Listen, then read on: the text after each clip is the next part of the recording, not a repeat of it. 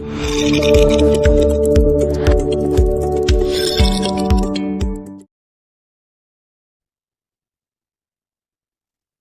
everyone. Thank you for all your messages, comments, and requests. You have requested me a detailed video on OET Reading Part A Time Management because this is one of the biggest challenges you face during the exam. So in this video, I'll discuss what to do first, how to approach the texts, and how to save time. And most importantly, I will solve an actual OET style Reading Part A paper with you step by step. So stay with me until the end because you will learn how to manage your time. This is the passage that I'm using today, and these are the questions. Now your question, whether you need to read the questions first or you need to read the passage first. So I would say in OET Part A, you should read the text before you're reading the questions. When I say read the text, doesn't mean you need to read everything from the text. You just need to skim it. So let's do it practically. Imagine you're sitting in the exam, you got this paper. How you will approach it? Just read the headings and subheadings before you go to the questions, because you already know there are 3 types of questions, and we will do them step by step, one by one. So we are first focusing on the text. So this text is about paracetamol overdose.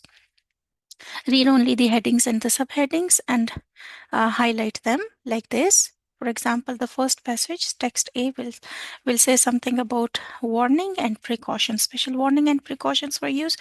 So if any question related to warning or precaution will appear, we will refer to this passage.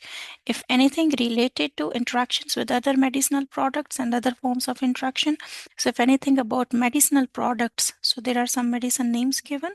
If anything related to medicine products or any medicine names, we will refer to A. What is in text B? We see a flow chart that is providing a procedure for acute single overdose. So anything related to procedure, steps, stages, we will refer to this passage. And what else we will quickly skim? It is telling something about the time, 4 hours, 4 to 8 hours. So if anything related to time, we will refer to this question. Next is text C. Again, we will read the highlight. We have a graph here, a line graph. So what do we see? It is saying something paracetamol poisoning. So anything related to emergency treatment of poisoning, we will refer to this. Any question related to milligrams or liter, or anything related to the time like 0 to 24 hours, or anything about normal treatment line or high risk, we will read this. And then also read some bold words written in the text. Every word is important that is written in bold words. So normal treatment line, and then within 10 to 12 hours, and the next one is high risk treatment. So if anything related to emergency, high risk, normal treatment line, anything related to milligrams and liter, it will be our section C. The next one is D, clinical assessment.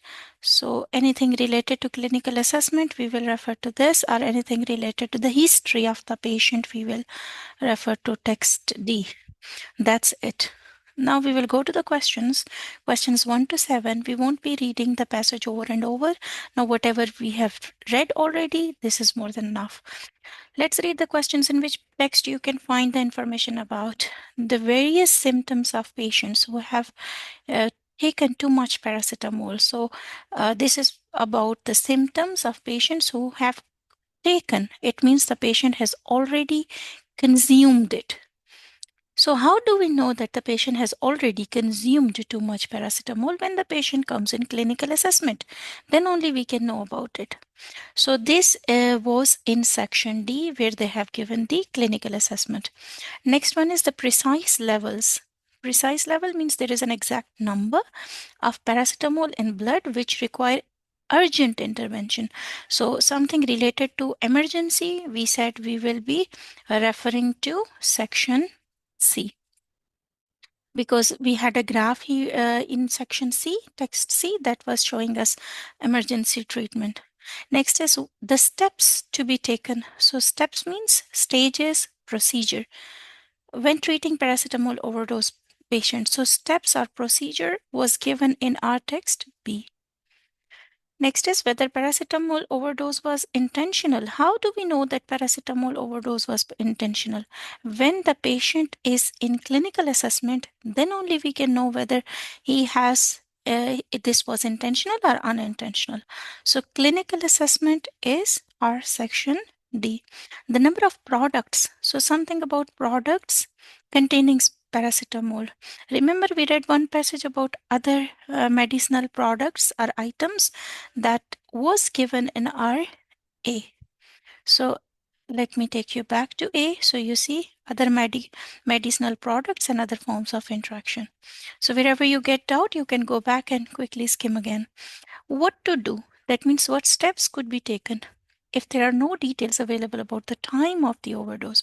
So again, what to do is an indication that we are talking about the steps and procedure about the time. So remember we had 6 to 8 hours, more than this.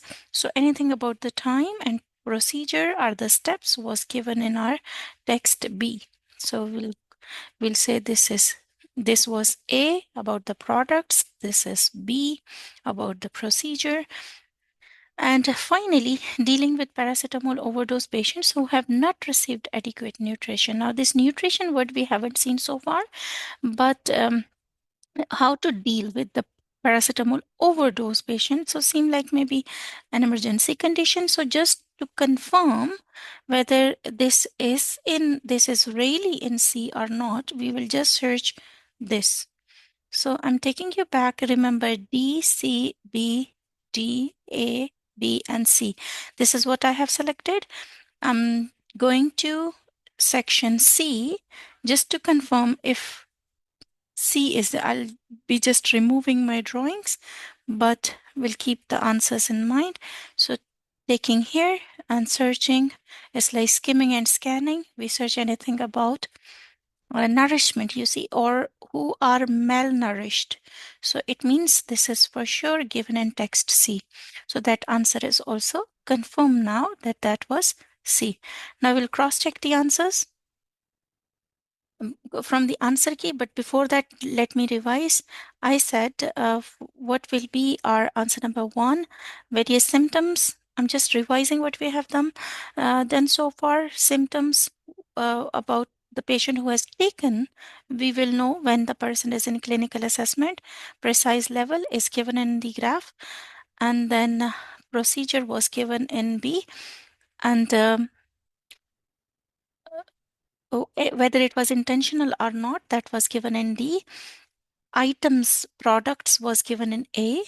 What to do, steps were given in B, and we have confirmed C also. Now we'll cross check with the answer key. So you see answer 1, D, C, B, D, A, B, and C. So in this way, we are not reading the passage over and over. We are reading it once only. So read the passage first, meaning just skim and scan whatever is given in passage A, and B and C, whatever is written bold. Read the headings and subheadings and make your mind ready. Okay, if anything related to warning, refer this. Anything related to steps, which passage we need to go with. So in this way, you will save your time. Otherwise, if you keep on searching in which paragraph A is, in which paragraph this information is given, you will be reading passage over and over. It will take more time and we won't be able to finish this. I hope some of you got your answers.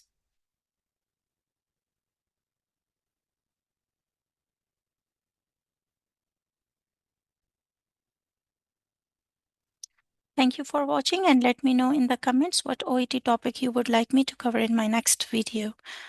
You can share with someone who needs it. Thank you.